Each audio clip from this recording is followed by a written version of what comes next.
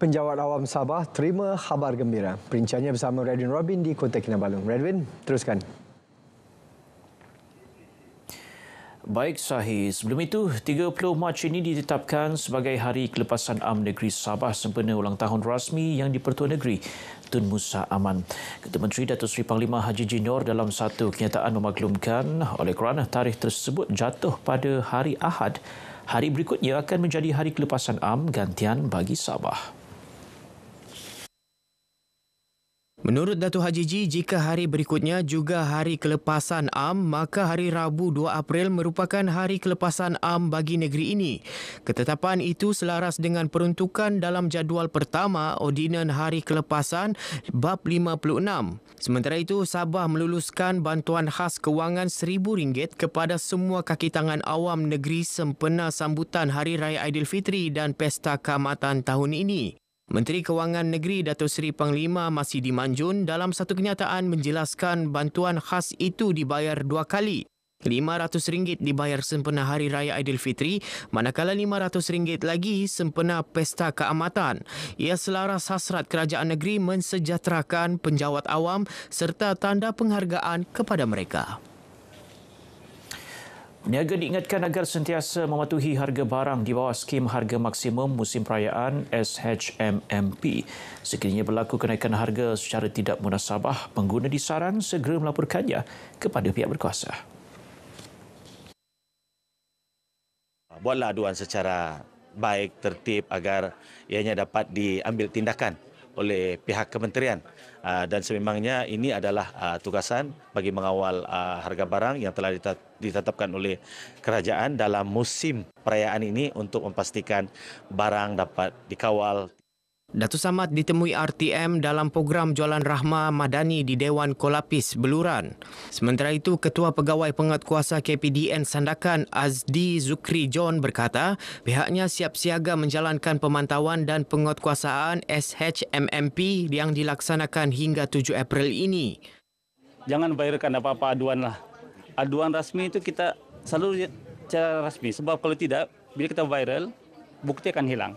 Jadi, saya syorkan kepada semua pengguna di luar sana untuk menghantar aduan secara rasmi melalui WhatsApp ataupun e-aduan yang boleh kita cek dalam website lah.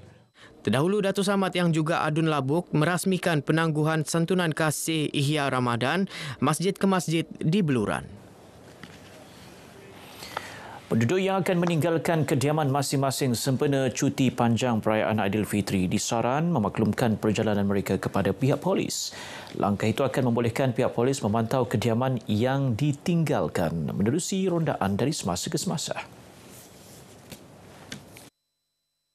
Diingatkan juga sebelum balik kampung hendaklah membuat pemeriksaan teliti terhadap rumah yang ditinggalkan, hendaklah sentiasa berkunci dan kenderaan hendaklah sentiasa selamat sebelum dijalankan. Yampil ditemui RTM di Keningau. Dalam pada itu, 4 anggota polis Keningau menerima sijil penghargaan Pesuruhjaya Polis Sabah sempena sambutan Hari Polis ke-218. Manakala 34 pegawai dan anggota lain serta Persatuan Keluarga Polis Perkep IP di Keningau masing-masing menerima sijil penghargaan Ketua Polis Daerah Keningau. Sistem penyimpanan tenaga bateri BES Sabah Electric City di Lahad Datu dijangka mula beroperasi Julai depan. Ketua Pegawai Eksekutif Sabah Electric City, Insinyur Muhammad Yaakob Jaafar berkata pelaksanaan projek itu kini mencapai lebih 50%.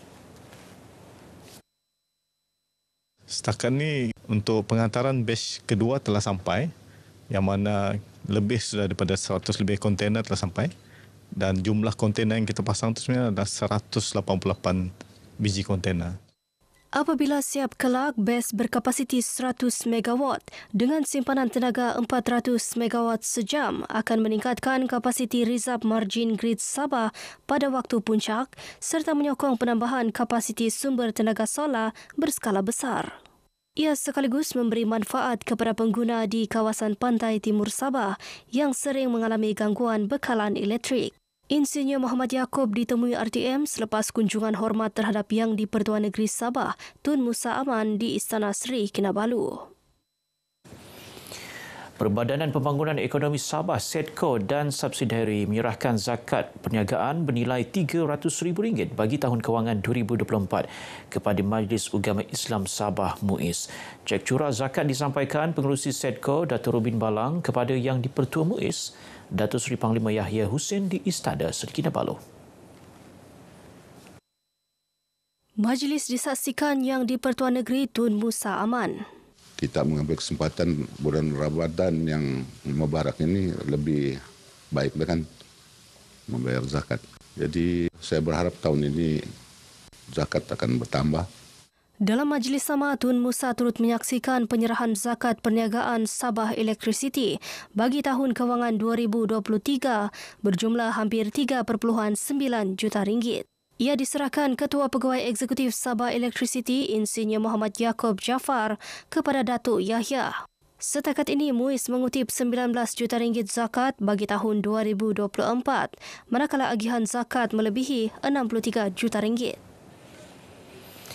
12 ketua komuniti madani digerakkan di Keningau dan Suk bagi memberi penjelasan mengenai peranan Artificial Intelligence Fast Check Assistant AIFA kepada masyarakat. AIFA merupakan chatbot yang dilancarkan Kementerian Komunikasi pada 28 Januari lalu untuk memerangi penyebaran maklumat palsu. AIFA boleh diakses melalui aplikasi WhatsApp dan memudahkan pengguna mengesahkan kesahihan setiap berita atau maklumat yang diterima. Penglibatan daripada masyarakat itu sendiri secara langsung kita mengharapkan penyampaian dasar dan juga aspirasi kerajaan itu akan lebih berkesan. Jadi itulah harapan daripada kami di Jabatan Penerangan dengan adanya rakan-rakan daripada komuniti madani ini yang bergerak di peringkat akar umbi. Beliau ditemui RTM sempena Majlis Berbuka Puasa program Jiwa di Komuniti Madani. Sementara itu, Ketua Komuniti Madani Kampung Riting, Nurhayati Abdullah bersedia menyebarluaskan usaha itu agar masyarakat tidak mudah terpedaya dengan berita palsu. Saya berharap agar semua komuniti boleh mengaplikasikan AIFA ni di telefon mereka masing-masing supaya mereka dapat menggunakan AIFA ini untuk mengesan sama ada berita tu sahih atau benar ataupun sebaliknya palsu. Baik, sekian perkongsian berita dari negeri di bawah Bayu untuk petang ini. Kembali bersama dengan Sahih untuk lebih banyak perkembangan semasa dalam negara. Dari sungai hingga segara, Palestin pasti merdeka.